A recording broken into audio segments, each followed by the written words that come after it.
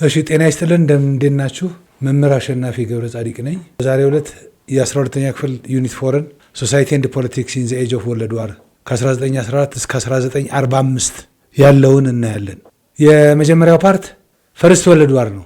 ኤንድ ዘ ግሬት ፒስ ሴትልመንት ሚንስ አንደኛው ዓለም ጦርነት ካለቀ በኋላ የነበረ የሰላም ስምምነትን ነው የምናየው።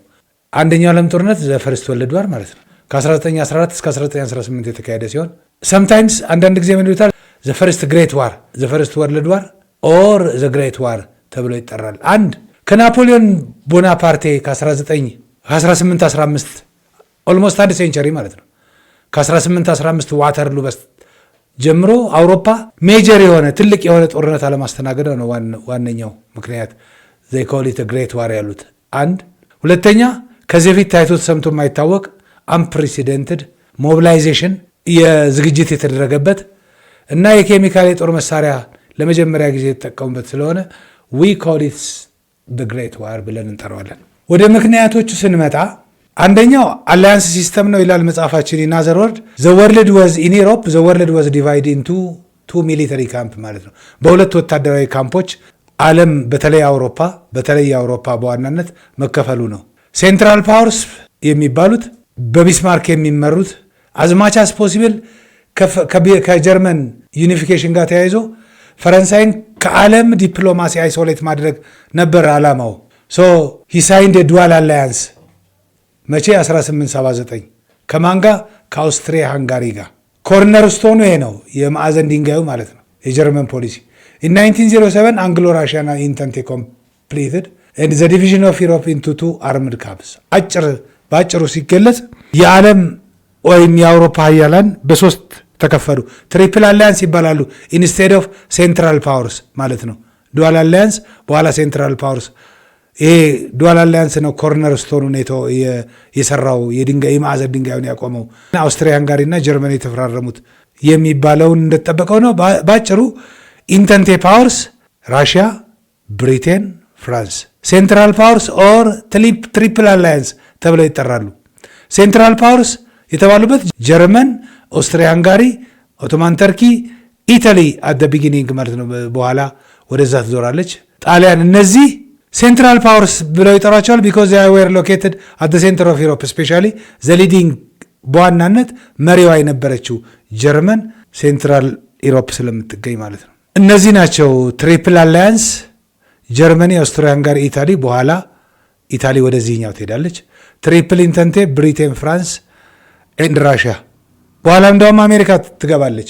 ዘ ወርልድ ዋዝ ዲቫይድ ኢንቱ ቱ አንታጎኒስቲክ ሚሊተሪ ካምፕ ማለት ነው። እርስ በርሳቸው የሚቃረኑ ወታደራዊ ካምፖች ተከፍሎ ነበረ ዓለማችን ስፔሻሊ ኢሮፕ። ዋት ስፓርክድ ዘ ኮርስ ኦፍ ዘ ዋር ነው። ምንድን ነው የጫረው ጉዳይ ለአንደኛው ዓለም ጦርነት ወን ዘ ግሬት ዋር? ኢን አዘር ወርድ ምን ማለት ነው? ይኸው እዚህ ጋር ዘ ኢሚዲየት ኮዝ የሚለዋል። ኢሚዲየት ኮዙ ምንድን ነው? ዘ አሳሲኔሽን ኦፍ አርችዱክ ፍራንስ ፈርዲናንድ ኢን ሳራያቮ ባይ ጋርቬሎ ፕሪንሲፕ ኦፍ ዘ ብላክ ሃንድ። ብላክ ሃንድ የሚባል ሴክሬት የሚገል የናሽናሊስት ጥያቄ ነው። የሰርቢያዎች ንቅናቄ ነው እና እሱ ብቻ ሳይሆን ሚስቱም ጨምሮ አርችዱክ ፍራንስ ፈርዲናንድ የአውስትሮ ሃንጋሪያን ፕሪንስ መስፍን ቦስኒያ ዋና ከተማ ሳራያቮ በጋርቬሎ በፕሪንሲፕ በሚባል ሰርቢያዊ ናሽናሊስት የብላክ ሃንድ አንዱ አካል የሆነ በመገደሉ ምክንያት ዚስ ዊዝ ዋት ዊ ኮል አን ኢሚዲየት ኮዝ ኦር ዘ ስፓርክድ ብሎ እዚህ ላይ ምንድን ነው የጫረው ለዚህ ለዓለም ጦርነት? እርግጥ ነው ከዛ በዚህ መሀል ላይ የሆነ ፕሮሰስ አለ። አውስትሪያ ሃንጋሪ ሰርቢያን ጥያቄ ያቀረበችበት ዲማንድ አውስትሪያ ሃንጋሪ ለሰርቢያ የጠየቀችውን ብዙዎቹን አልቀበልም አለች። በኋላ ዘ ዋር ወዝ ቢጋን ወይን አውስትሪያ ሃንጋሪ ዲክለርድ ዋር ኦን ሰርቢያ ራሽያ ስታንድ ኦን ዘ ሳይድ ኦፍ ሰርቢያ ማለት ነው። ስላቮች ስለሆኑ የስላቮች የበላይ ጠባቂ አሁንም ድረስ ራሽያ ነኝ ስለምትል። ዋት ወዝ ዘ ኔቸር ኦፍ ዘ ዋር ስንል ትሬንች ዋርፌር ነው። ትሬንች ዋርፌር ማለት በምሽግ ላይ ሆኖ የሚዋጉት ውጊያ ማለት ነው።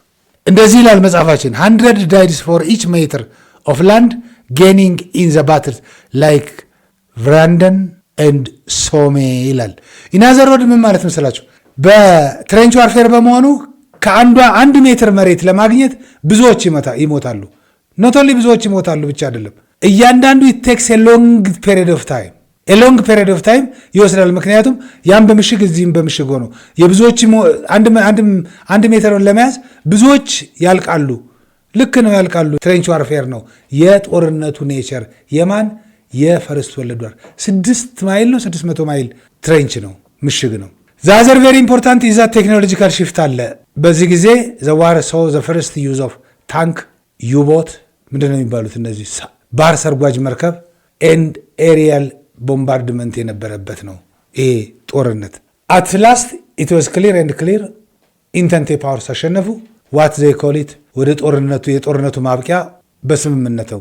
መጀመሪያ ፓሪስ ላይ የተሰበሰቡ አራቱ ዘ ግሬት ቢግ ፎር ይሏቸዋል።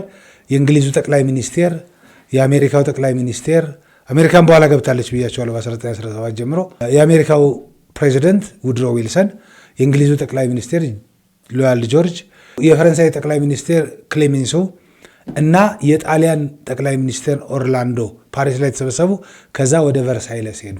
ቨርሳይለስ ሳይንድ 28 ጁን 1919 ኢን ዘ ሆል ኦፍ ሚረር መስታወት በመስታወት ያንጸባረቀው አዳራሽ ማለት ነው። ኢንዊች በዚህ ጊዜ ትዝ ይላችሁ እንደሆነ የዩኒፊኬሽን ኦፍ ጀርመኒ የታወጀው እዚህ ሆል ኦፍ ሚረር ነው። ጀርመኒ ሎስት 30% ኦፍ ኢትስ ተሪቶሪ ኤንድ 50 ኦፍ ኢትስ አግሪካልቸራል ፕሮዳክሽን። ጀርመኒ በዚህ ስምምነት መሰረት የጀርመን ቅኝ ግዛት በሙሉ ባለ አሸናፊ ሀገሮች በሞግዚት አስተዳደርነት ተሰጥተዋል። ለዚህ ነው 30% ኦፍ ኢትስ ተሪቶሪ ጀርመኒ ሎስት ኦል ኦቨርሲስ ኮሎኒስ ማለት ሁሉ እንችላለን። ዘዋር ጊልቲ ነው። ሌላው የጦርነቱ ወንጀለኛ ማን ነው? ጀርመን ነች እና መቀጣት አለባት። እንዴት መቀጣት አለባት የሚለው ነው እንትን ሳይወስኑና አንጀስት የሆነው እሱ እንጂ ዘዋር ጊልቲ ክሎዝ ሪኳየርድ ጀርመኒ ቱ ፔይ 6.6 ቢሊየን ጀርመን ማርክ ሪፓሬሽን ማለት ካሳ ማለት ነው። ዘጀርመንስ ዘ ኮሊት ዲክቴትድ ፒስ፣ ዲክታት ይሉታል በጀርመንኛ። ዲክቴትድ ፒስ ነው፣ ስሌቨሪ ፒስ ነው፣ የባርነት የሰላም ስምምነት ነው የተስማማ ነው ብለው ለሁለተኛው ዓለም ጦርነት ራሳቸው እንዲያዘጋጁ ካደረገው አንዱ ነገር ቨርሳይለስ ትሪቲ ኤንድ ዘ ኢንድ ኦፍ ዘ ፈርስት ወርልድ ዋር ነው። በቃ አንደኛው ዓለም ጦርነት ሲያልቅ አሸናፊ ሀገሮች ሳያውቁት የሁለተኛውን ዓለም ጦርነት ተክለውት ሄዱ ነው የሚሉት ታሪክ ጸሐፊዎች። ኤንድ አይ አግሪ ኦልሶ፣ እኔም እስማማለሁ እዚህ። እስቲ እነዚህን አሁን ያወራነችባቸው ጉዳዮች ያላወራንባቸውም ደግሞ ከተገኙ በማብራሪያ እያስደገፈ እናያቸዋለን። ጥያቄ እናጠናክራቸው። ነምበር 1 ዊች ካንትሪ ወዝ ኖት ፓርት ኦፍ ትሪፕል ኢንተንት? የትሪፕል ኢንተንት ያልነበረች ኢን 1907 ብሪቴን፣ ራሽያ፣ ኢታሊ፣ ፍራንስ። ኢታሊ አልነበረችም። ከ1915 ጦርነቱ በኋላ ነው ሌላ ፕሮሚስ ተገብቶላት የመጣችው። በኦስትሪያ እጅ የተያዘ የጣሊያን ግዛት አለ ብለው ጣሊያኖች የዩኒፊኬሽናችን አላለቀም ብለው ያምኑ ስለነበረ እሱ ይመለስልሻል ተብላ ፕሮሚስ ተገብቶላት ከሴንትራል ፓወርስ ወደዚህ የገባችው በ1915 ስለሆነ ማለት ነው። ጣሊያን አልነበረችም። 2 ዘ ብላክ ሃንድ ወዝ ሴክሬት ሶሳይቲ ፍሮም ዊች ኔሽን? የትኛው ኔሽን ነው አቋቁሞት የነበረው? ወይም ጋርቬሎ ፕሪንሲፕ የት ሀገር ሰው ነው? በሌላ አነጋገር ኦስትሪያ አይደለችም። ሰርቢያ፣ ጀርመኒ፣ ራሽያ። ሰርቢያ ነው የተገደለ። ቦስኒያ ዋና ከተማ ሳራየቮ ተገደለ በሰርቢያው ናሽናሊስት ብለን ቅድም አላወራንም? ጋርቬሎ ፕሪንሲፕ የሰርቢያ ሰው ነው። ዋት ዋዝ ዘ ፕራይመሪ ጎል ኦፍ ዘ ቼልሲፊን ፕላን? እንደማመጥ አሁን በደንብ ይችን ነገር ሳያነሳት አልፎ በዲስከሽኑ ሰዓት አሁን በጥያቄ ስለመጣች ነው። ቮንስ ቼልሲፊን ዋር ፕላን ኦፍ ጀርመን ዱሪንግ ዘ ፈርስት ወርልድ ዋር፣ በአንደኛው ዓለም ጦርነት የጀርመን የጦር ፕላን የሆነ ምን ማድረግ? መጀመሪያ በ6 ሳምንት ውስጥ ፈረንሳይን አንበርክኮ ወይም አሸንፎ ወደ ራሻ ኢስት መዞር። ይሄ ነው የፕላኑ። ምክንያቱም ፈረንሳይን ሲያጠቁ በነዚህ በቤልጅየም ውስጥ አልፈው ስለነበረ የቤልጅየም ሬዚስተንስ አንደኛ ደካማ ይሆናል፣ በቀላሉ ሰብረነው እናልፋለን። ሁለተኛ የራሽያ ሞቢላይዜሽን ይዘገያል ብለው ስላሰቡ በ6 ሳምንት ውስጥ ፈረንሳይን አሸንፎ ወደ ራሻ ወደ ኢስት መመለስ ነበር። እንዳሰቡት የቤልጅየም ሬዚስታንስ ጠነከረ። ራሻም ሞቢላይዜሽኗን ጨርሻ ራሻ ዲፕሎይድ ኢትስ ፎርስ ፍሮም ኢስት፣ ከኢስት ደግሞ እሷ ወታደሮቿን ይዛ መጣች። ስለዚህ ፕላኑ ሪቫይዝ ተደረገ። ጀርመን ሃድ ቱ ፋይት ኢንቱ ፍሮንትስ ኢን ዘ ኢስት ኤንድ ዌስት ሳይመልቲኒየስሊ አት ዘ ሴም ታይም፣ በምስራቅም በምዕራብ መዋጋት ነበረበት። ፕላኑ ፌል አደረገ። ይሄ ይበቃናል መቼም ለዚህ ማብራሪያ። ኤ አታክ ራሻ ፈርስት፣ ቢ ኢንቬድድ ብሪቴን ባይ ሲ፣ ሲ ክረሽ ፍሬንች ኢን 6 ዊክስ፣ ዲፌንድ ስዊዝ ካናል። ይሄ ነው በ6 ሳምንት ፈረንሳይ ማሸነፍ። ለዛሬው እዚሁ እንጨርስና በሚቀጥለው እስከምንገናኝ ሰላም ሁኑ። ቴንኪው ባይ